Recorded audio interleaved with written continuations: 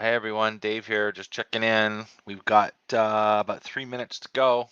I see the slides up, so we're good. Everybody's muted.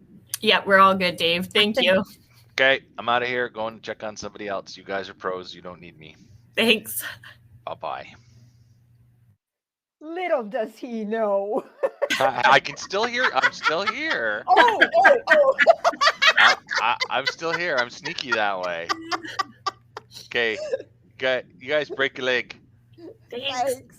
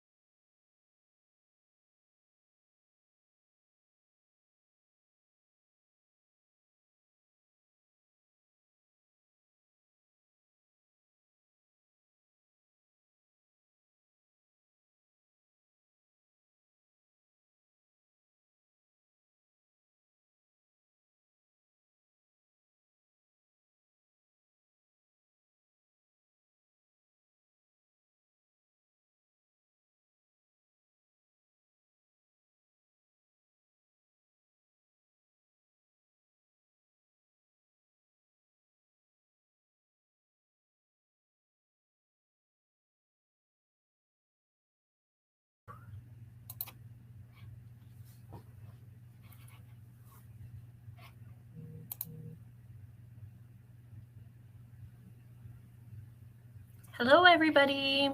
I'm just going to give everyone a few more minutes, just in case we have any folks still trying to make their way into rooms, and then we'll get started.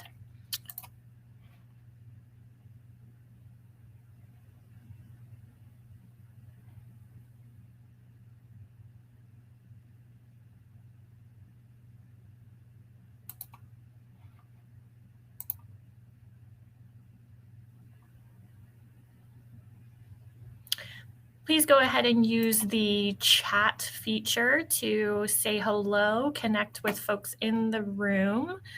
Let me know how the keynote presentation went.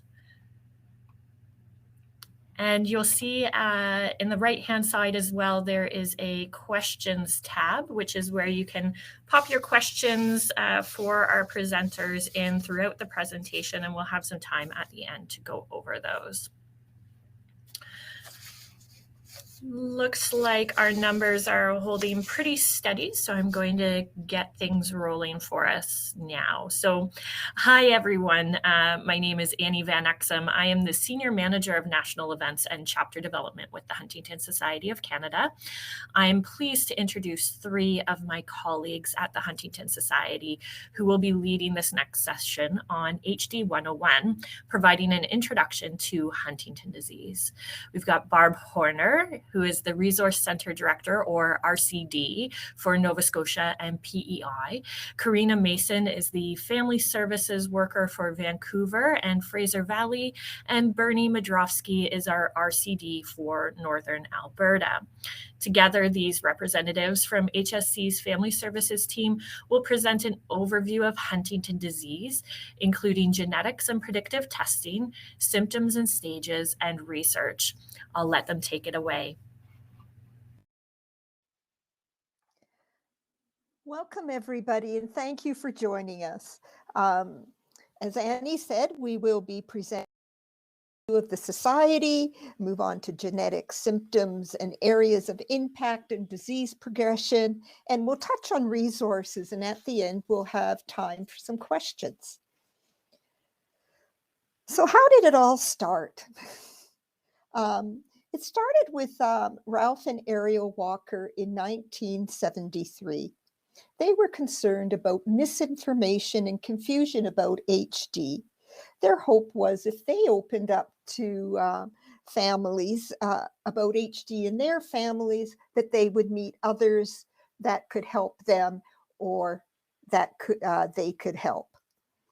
They heard from 5 families, and that's how the society was born. They went across Canada and they met other families who were like them, and the society grew. Family is the heart of our community. Family and volunteers have pulled together to improve the quality of life for those impacted by HD. The society is governed by a volunteer board of directors, and there are local chapters across the country. HSC is a self-funded, not-for-profit charitable national organization, and the society has grown over the years. There is family services, which Barb will speak to in a bit. We have the youth mentorship program to support youth and young adults ages 12 to 30, which started in around 2013. There is YPAD, Young People Affected by Huntington Disease, and it started prior to 2013. It is a youth chapter of the society, and one can be involved until their mid-30s.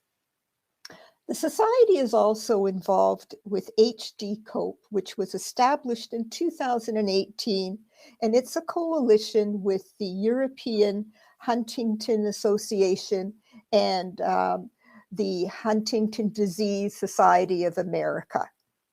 The coalition works to make sure that drug development is including family insights and feedback into their work. The society has also been instrumental with genetic fairness. The law passed in 2000 in 17 to protect one's own genetic information, and it was challenged, but in 2020, the Supreme Court of Canada upheld the Genetic Non-Discrimination Act. Funds are raised for two purposes. One is research in Canada with the goal to find treatments that reverse, slow, prevent the progression of HD.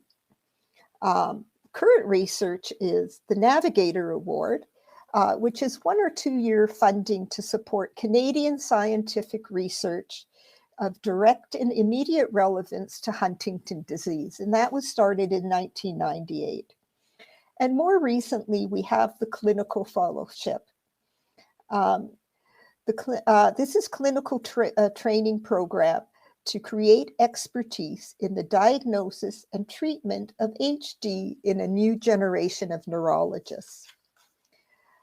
The other purpose of the funding is for the Family Services Program. I am just going to quickly show you a map of Canada, and it shows 16 locations across Canada of the medical HD clinics across the country where people can get support and treatment. Now I'm going to pass it on to Barb.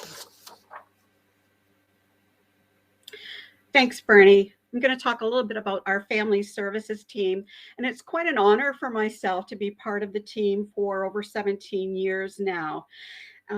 So we have 14 resource centers across Canada, and that means we have 21 staff on the ground who work directly with individuals and families. So as Annie mentioned, we're either an RCD, which is a resource center director, or a family services worker. And most of our RCDs work at or are connected to an HD multidisciplinary clinic or movement disorder clinic and in their area, and then do follow-up within community from clinic as well. Many of us are also closely connected to our genetic clinics and then our genetic counselors who work within the HD community.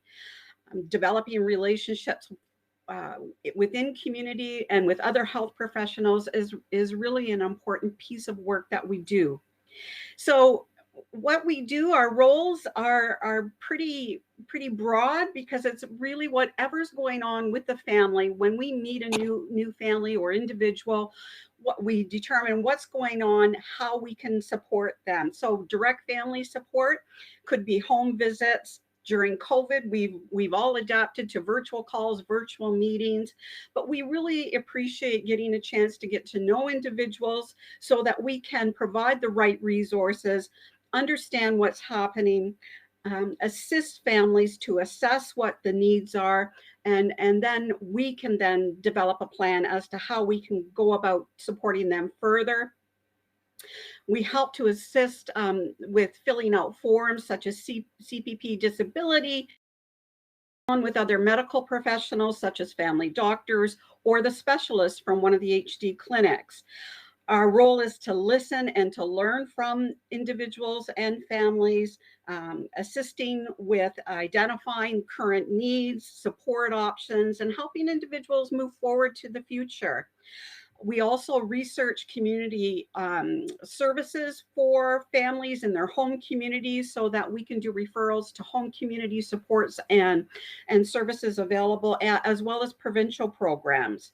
And we advocate when necessary for our families and individuals, ensuring that our clients' voices are heard, attending meetings, writing letters of support, applying for programs when necessary. Another large piece of support that we do is consultation and HD education to raise awareness and provide ongoing consultations with health professionals working in the field. And this can be in a very broad range as well. Our HD in-services and presentations can happen at long-term care facilities, hospitals, community colleges, forensic and correctional facilities, community transition programs, and police departments. So wherever we're needed, wherever we're asked to come to do a presentation, we're there. It's very important for us to raise awareness wherever we can. And of course, we support our national and federal advocacy efforts in relation to systemic change. And as Bernie mentioned, one of those was the Genetic Non-Discrimination Act. Some of our HD statistics. As we know, the gene was discovered in 1993, which meant genetic testing became possible, and research really took off from that point. 50% chance of children have the chance to inherit the gene from a gene-carrying parent. We know, we're not sure about, stats are sometimes really hard to get within this community, but what we know right now is 1 in 17 people in Canada have HD. 1 in 5,500 are at risk. It impacts 1 in 1,000 families. And we also know that average lifespan after diagnosis is 10 to 20 years, and it can be a slow progression or not. And we will expand on that in a few minutes when we talk about genetics. Okay, so we're going to touch briefly on the genetic component in HD. When we look at our genes, everyone has 46 chromosomes, 23 are from each parent. And our chromosomes are made up of genes, and genes are made up of DNA. DNA is made up of 4 bases, so cysteine, adenine, thymine, and guanine. And the HD gene is located on chromosome number 4, and it's comprised of cysteine, adenine, and guanine. So that creates the acronym CAG. So it's important to note that everybody has the HD gene. However, people with an HD diagnosis have a mutation in their gene, which results in a CAG expansion. So if we look at the graphic on the PowerPoint, the top half demonstrates what the HD gene would look like when there's no mutation or expansion. And then the second half just below demonstrates what the gene would look like if there were to be a mutation. So to determine if there is a gene expansion, individuals may decide to undergo predictive genetic testing with a genetic counselor. The decision to undergo genetic testing is quite complex and is very personal. The research indicates that only about 10 to 15% of people who are actually at risk decide to undergo genetic testing. The testing process really does vary across the country, but it's typically possible after the age of 18 and involves a number of different meetings with a genetic counselor to help understand the information about the genes and also process the complicated feelings that may arise from the testing process. So the HD gene mutation is determined by your CAG repeat length. As everyone has the HD gene, unaffected individuals will have a CAG repeat of about 10 to 35. So this means that there's no gene mutation and it will not lead to the onset of Huntington's. Individuals with a CAG repeat of about 36 to 39 indicates that there is a slight mutation. However, it may not result in an HD diagnosis during a normal lifespan, or it might result in a late onset. And then a CAG repeat of 40 and above will result in HD symptoms at some stage. So although the gene mutation is inherited, the pattern of symptoms is not. So a parent and a child may have a very different experience with HD, including the age of onset of and age of diagnosis.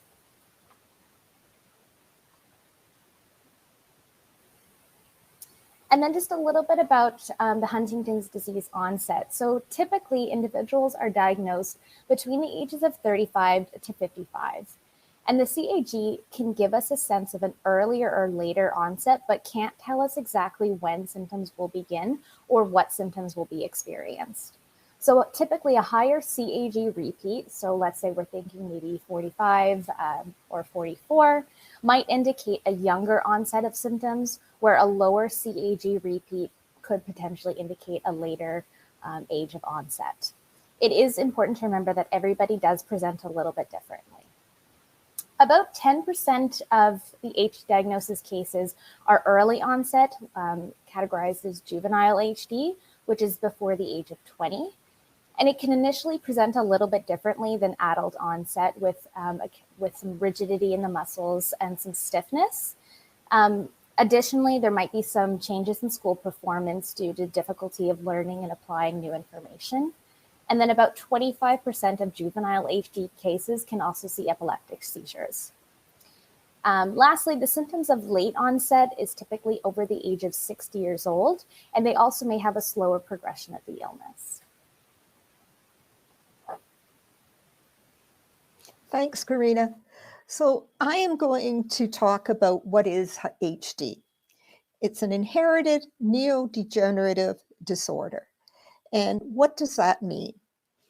Neuro has to do with the cells in the nervous system, specifically the brain.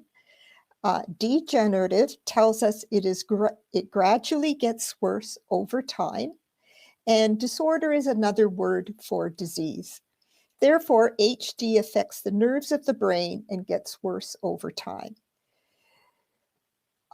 As it was mentioned earlier, HD shows up in adult years. As it progresses, it affects a person's ability to think, work, emotions, and physically.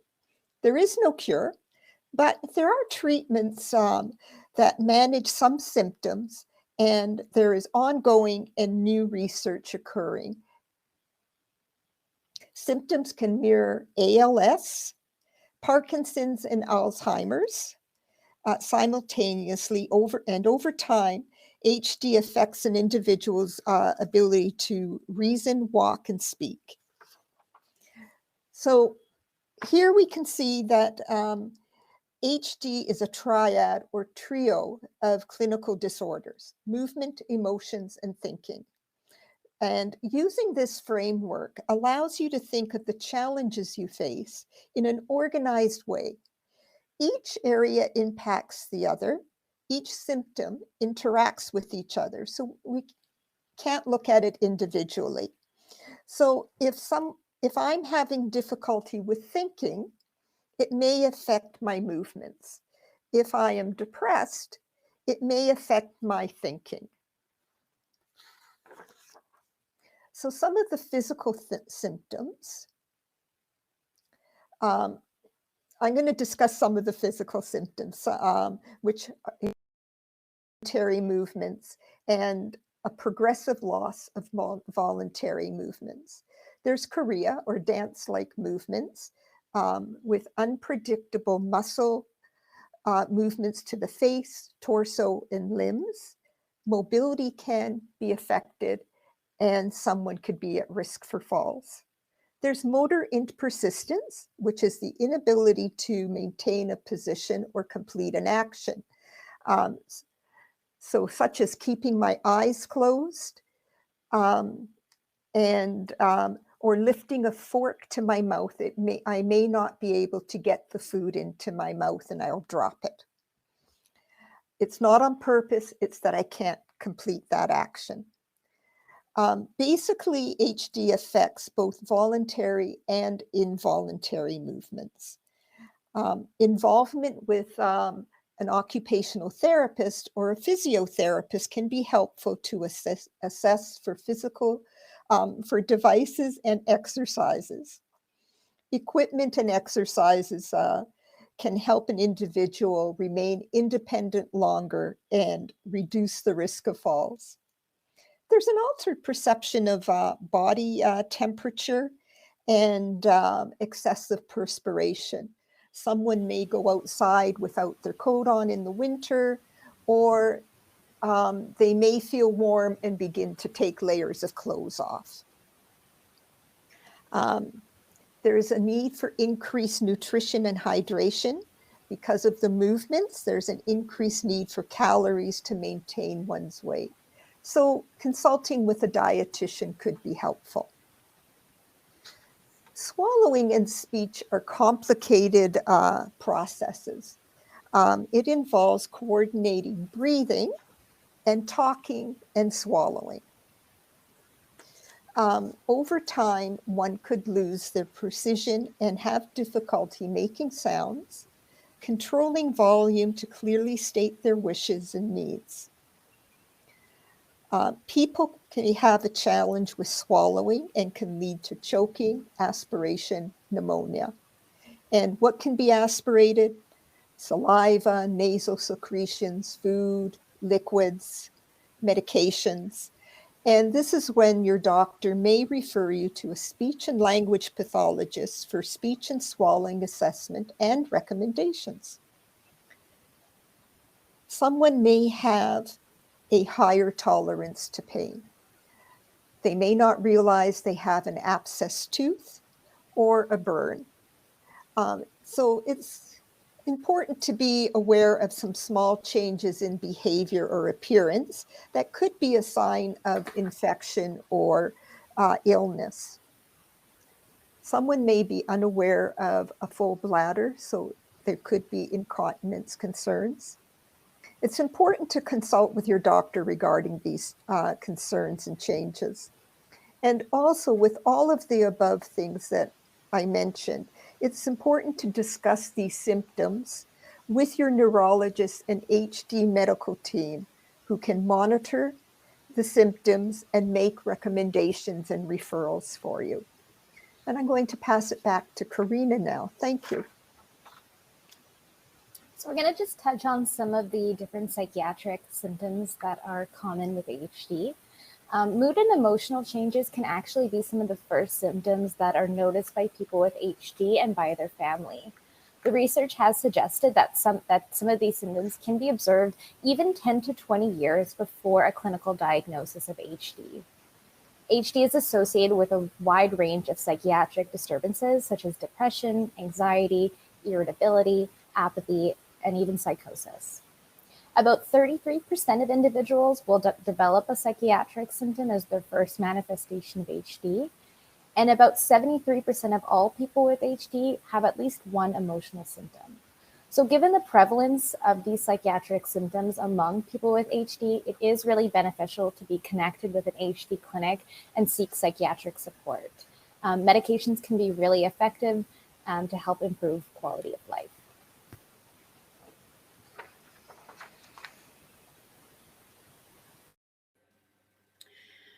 Cognitive symptoms. Cognition is our thinking abilities, and it is the other unseen symptom with HD. And possibly, from my perspective, it could be the most challenging, not only for the individual, but all of us around the individual who are attempting to support that individual. Because a person may look physically able to carry out a task, but may not be cognitively capable to be able to carry out the task or to think through how to carry out the task. So in a lot of situations, it's really up to us to manage our expectations. So due to the changes in the brain, we see changes in abilities and personality. What is affected? Short-term memory. So the individual is slowing down. It's like they're in slow motion. Processing information is going to take longer than responding, getting information back out. And then articulation, being able to express oneself, being heard. And if this doesn't come together for an individual, it can lead to frustration. So we also might see poor judgment, poor decision making, and problem solving that could become an issue, resulting in impulsivity, lack of insight, and awareness of their HD symptoms and the feelings of others, actions they take, and then the consequences of those actions. And we could see a lack of motivation and interest, apathy towards others and the world around them, losing interest in activities that they used to enjoy, and becoming rigid in their thinking. So becoming stubborn, having a narrow focus, perseveration, getting stuck on something and wanting it now. And getting stuck often means living or being in that moment only, not being able to see beyond that moment. And as individuals have an altered sense of time, have trouble waiting for things. Language and communication for all of us at an early age opens up our world and allows us to connect socially with others. Language is a coordinated sequence of thoughts, breathing, and sounds that can become very difficult for individuals as their HD symptoms progress. So, again, it's a reminder for us to slow down and take more responsibility to ensure an individual with HD is being heard. Again, a reminder that it is a trio of symptoms. Each symptom impacts the other, knowing that eventually communication and speech difficulties will impact a person's level of cognitive function. And medications that can reduce emotional symptoms such as depression, anxiety, or mood can help to improve thinking abilities. So it's important to note that medications can improve that aspect, which then can improve quality of life for individuals. And as we've mentioned, it's so important that folks be connected to HD clinics to receive the support by specialists. We can't express that enough. Receiving support from the HD specialists, our roles are to support families, and as a team, we continue to move forward in helping individuals along with accessing community supports available to them. So some of the cognitive losses in relation to the challenges that we see is intellectual speed and flexibility, learning strategies, so attention and apprehension, losing their visual spatial sense in the world, so bumping into things, movement, balance, falls, and our executive function, organization, regulation, and awareness. But also important to know that there are strategies and tools to assist folks through these different stages and through some of these challenges. And again, important to connect to a resource center director or a family services worker so that we can provide you with some of these strategies as an individual and as a family unit. Cognitive symptoms, again, just to remember what remains intact: recognition memory, long-term memory, language comprehension, explicit memory, so remembering names, dates, experiences, so your older memories. And what is impaired is your memory retrieval, verbal fluency, word finding difficulties, and implicit memory. So a collection of coordinated movements and skills, so kind of like our automatic pilot, things that we might have learned at a young age, such as riding a bike, playing a musical instrument, can become impaired. And we do have a sense of the disease progression over time, but we also know that everyone has their own experience with HD. So we would love for individuals to connect with us at the very early stages when they really don't need us. It gives us a chance to get to know the individual, the family, and it gives us a chance to develop a relationship over time. And then we have a sense of how we can support ongoing now and into the future. And it's an opportunity to guide and support and keep conversations going about planning for the future and next steps. So early stage individuals are working and managing and doing quite fine. And it's often at that intermediate middle stage when individuals are having challenges with working, driving, likely requiring support in navigating their day, managing finances, and challenges arise. And then that's often when we do hear from family members or friends around the individual when they start seeing the individual struggling or having concerns, especially if there are individuals who are then living on their own and trying to manage their day.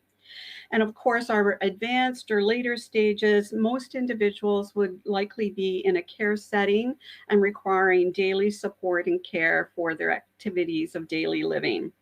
Again, our family services team are there, want to be part of your life to support individuals, assist individuals and their families throughout the different stages of HD, link you to services and supports in your home communities, refer you to some of those local resources, and ensure that you're receiving the support that you deserve. And so we really want you to know that you're not alone. We highly recommend that we look at this as a multidisciplinary approach, get connected to any support systems that are available to you, HSC, an RCD or family services worker. Our HD clinics have specialists who are highly dedicated to the HD community and provide a huge support system, not only to individuals and families, but for all of us who are working in the right down there in communities with families. And this often is individuals' first avenue to learn about clinical trials and research that they may be able to participate in. And often referrals to occupational therapists, physical therapists, speech language pathology often can happen through clinics as well. So support early on ensures you are receiving current and timely feedback and intervention. And you deserve that. And we know that exercise improves overall health. We all know that. It's important to get organized, figure out what works for you on a daily basis to help you get organized. I know I have to write myself daily to-do lists or I'd never make it through the day, but determine what's helpful for you and make that happen. Good communication is key to everything. Be open, become informed, talk about HD within your family. We all require support from others. Nobody lives a life in total isolation. Embrace that, involve people, reach a comfort level that lets you reach out. Understand what support groups might be available to you. We'll talk about support groups that the Huntington Society offers in a few moments, but also within community. Are there other opportunities for counseling for the individual, couple, or family if needed? And future planning. It's a sticky topic for most individuals, but we all need to do it. And by planning for our future, it allows us to make choices and maintain control over how our future will unfold. Thank you.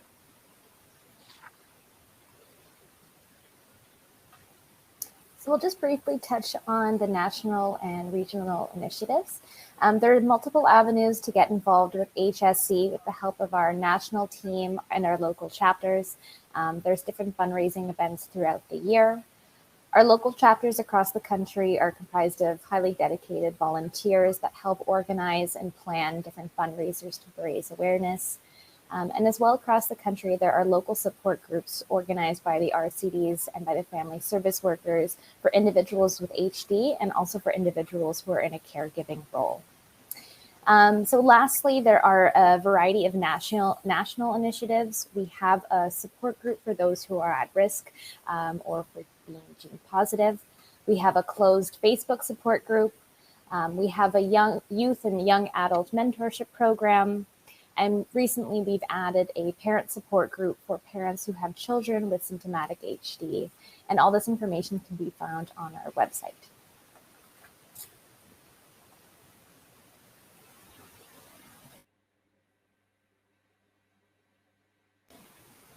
Bernie, you're muted.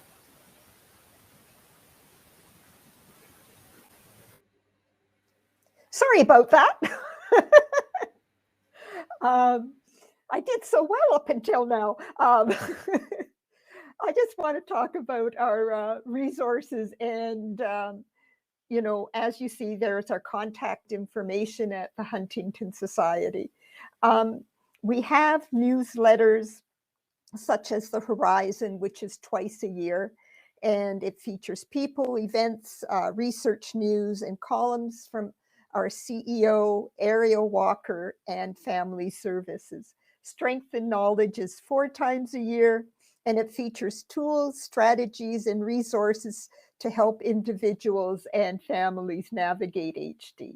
And then there is HD Buzz, which talks about clinical issues and research in an understandable language. We have fact sheets that are 1 to 3 pages long on a variety of subjects, from what is HD, improving communication, cognitive changes, juvenile HD.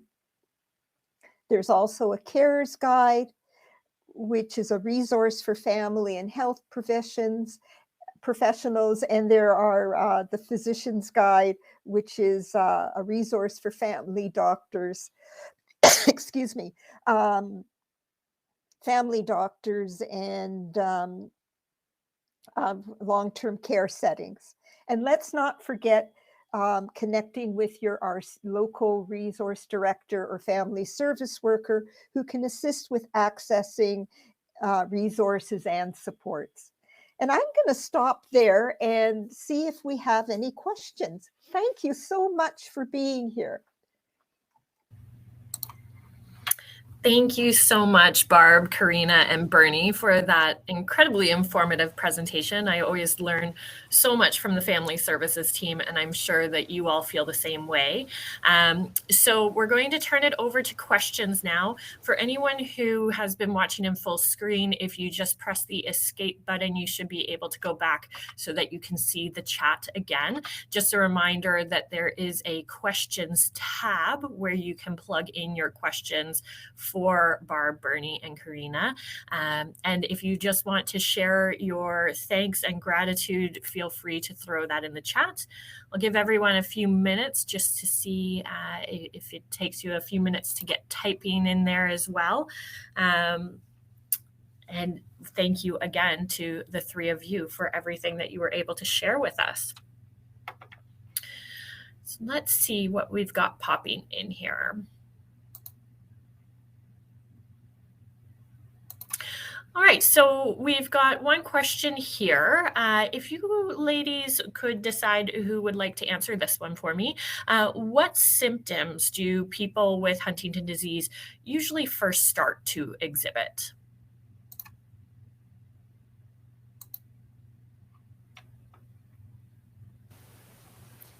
So we touched on it briefly, but one of the first symptoms that it can be experienced are those neurocognitive symptoms, like Barb and I had discussed. For individuals to get an HD diagnosis, there does have to be the onset of motor symptoms, but sometimes that only comes a little bit later. So it can be, 7 to 10 years before a diagnosis, you may start having or noticing some changes in terms of like neurocognitive processing. That's great. Thank you.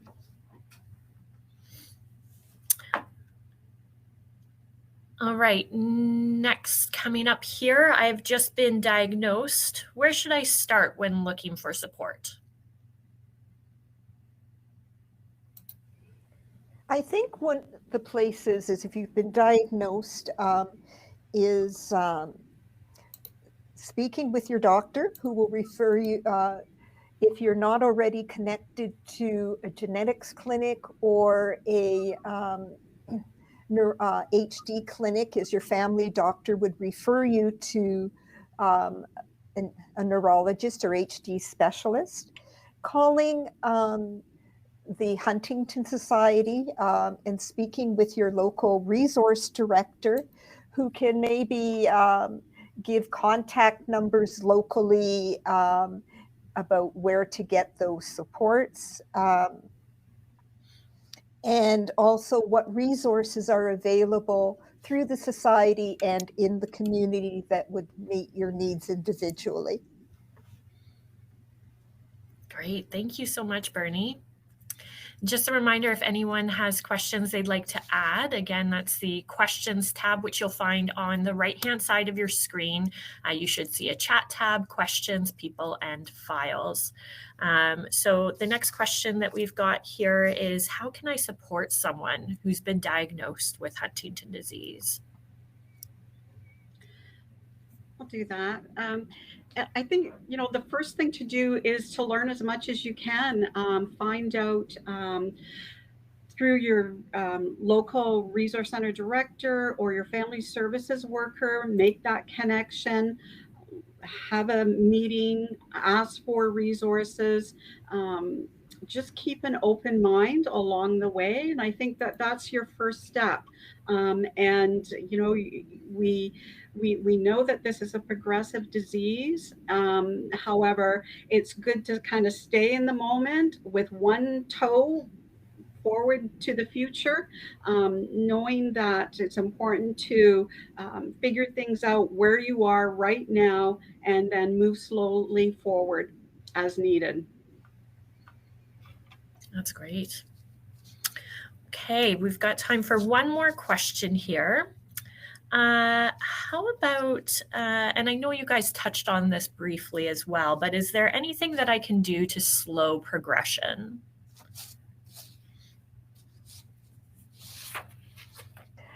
I think one of the things that we talk about, and I know the neurologist in Edmonton talks about exercise, and physical exercise can keep your body and your mind, you know, more flexible. So I think that is an important thing. She recommends that you either do 30 minutes a day or an hour every other day to help yourself. So exercise is so important. Keeping socially active. I think these are some of the things that Barb had mentioned: keeping active, being social, playing games. Anything to keep our mind more flexible is important.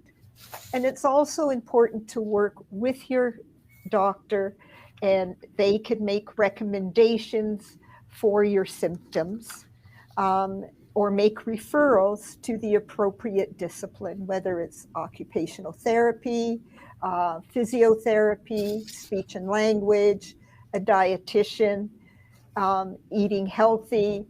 So those are some of the things. Did I miss anything, guys?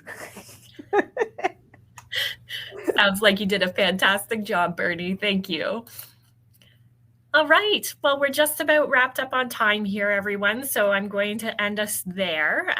It is time for a break. We do have an opportunity after this to visit the virtual exhibitor booths, which you can find when you're back in the lobby or on the left-hand side of your screen. Just a note that at 2:30, those will be drop-in booths as well, where there will be folks there to answer your questions directly. So if you need a chance to run to the washroom, grab something to eat, make sure to do it now and then head over to those exhibitor booths. I'd also like to encourage everyone to check out our chill zone, coffee chat, and tea time.